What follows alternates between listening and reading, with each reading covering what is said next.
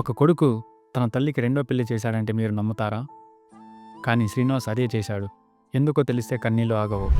మద్రాసులో ఉండే శ్రీనివాస్ ఇంట్లో పాత బీరువా సర్దుతుండగా 2 పాత కాగితాలు దొరికాయి.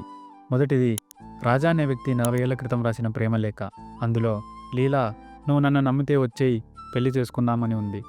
శ్రీనివాస్ గట్టిగా నిలదీస్తే వాళ్ళ అమ్మ లీలా అసలు నిజం చెప్పింది. రాజా నేను ప్రేమించుకున్నాం, కానీ పెద్దలు ఒప్పుకోక బలవంతంగా మీ నాన్నకిచ్చి పెళ్లి చేశారు. ఆ రాజా ఏమయ్యాడో ఇప్పుడు నాకు తెలియదు అని ఏడ్చింది. అప్పుడే శ్రీనివాస్ రెండో కాగితం చదివాడు. అది చదవగానే శ్రీనివాస్కి వాళ్ళ నాన్న మీద అసహ్యం వేసింది. అందులో ఇలా ఉంది: లీలా, నువ్వు రాజాను ప్రేమించావని నాకు తెలుసు, అందుకే నేను నిన్ను భార్యగా ముట్టుకోలేదు. నా అవసరాల కోసం నేను వేరే అమ్మాయిని రెండో పెళ్లి చేసుకున్నాను. నువ్వు ఇంట్లో ఒక పని మనిషిలా ఉంటే చాలు. నీ ఒంటరితనం పోగొట్టడానికి అనాథాశ్రమం నుండి ఒక పిల్లాడిని తెచ్చిస్తున్నాను. వాడే ఈ శ్రీనివాస్. ఆ నిమిషంలో శ్రీనివాస్కి అర్థమైంది, తను కన్న కొడుకు కాదు, అనాథ అని.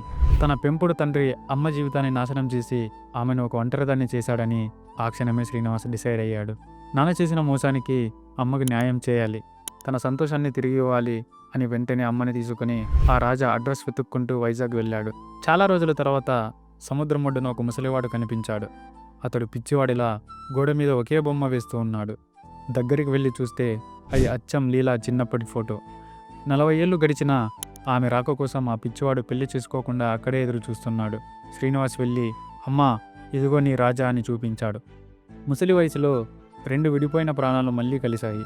చూశారు కదా ఫ్రెండ్స్, భర్త మోసం చేసి వదిలేస్తే ఒక అనాథ కొడుకు ఆమెకు కొత్త జీవితాన్ని ఇచ్చాడు.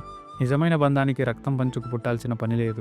ఈ కొడుకు చేసిన పని మీకు నచ్చితే దయచేసి కామెంట్ బాక్స్లో గ్రేట్ సన్ అని కామెంట్ చేయండి. అండ్ ఈ వీడియోని మీ ఫ్రెండ్స్కి షేర్ చేయండి.